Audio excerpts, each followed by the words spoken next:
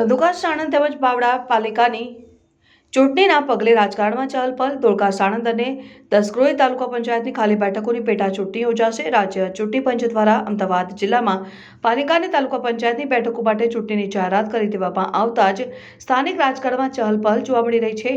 રાજકીય પક્ષ ચૂંટણી તડામાર તૈયારીઓમાં લાગી ગયા છે, તો ચૂંટણી પંચ પણ નિષ્પક્ષ ચૂંટણીઓ માટે કામગીરી હાથ ધરી રહ્યું છે.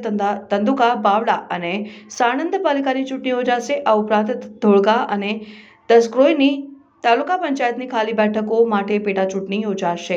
અમદાવાદ જિલ્લાના ધંધુકા પાલિકાના કુલ 7 વોર્ડના 28 સભ્યો માટે 32,475 મતદારો મતદાન કરી જે તે વોર્ડના નગરસેવકોને ચૂંટશે. ધંધુકા, બાવળા અને સાણંદ પાલિકામાં ગત 2023 ફેબ્રુઆરી માસની તારીખ 24મીએ પાલિકાની ચૂંટાયેલી બોડીની અવધિ પૂર્ણ થતા વહીવટીદારનું શાસન લાગ્યું છે. તે સમયે ઓબીસી અનામતને લઈ કોર્ટ મેટર હોવાથી ચૂંટણીઓ પાછી ઠેલાઈ રહી છે.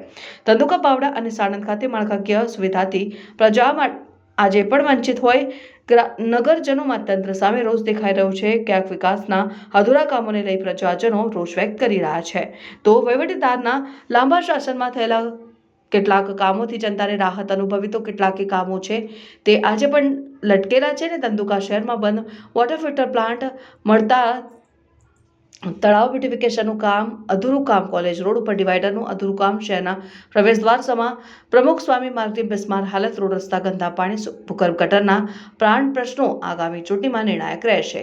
બાવળા નગરમાં પણ ગંદા પાણી, જળભરાવ, ખરાબ રસ્તા, વીજળીની સમસ્યા, વિકાસના અધૂરા કામો ચૂંટણીમાં નિર્ણાયક બની રહેશે. તો સાણંદ ખાતે પણ પ્રજા કેટલાક વિકાસના કામોથી ખુશ છે, તો કેટલાય વિસ્તારો એવા છે કે જ્યાં હજી સુધી પાયાની સુવિધાઓ પહોંચી નથી. ત્યારે આ તમામ મહત્વના પ્રજાલક્ષી મુદ્દાઓ આગામી પાલિકા ચૂંટણીમાં નિર્ણાયક બની રહેવાની સંભાવના છે.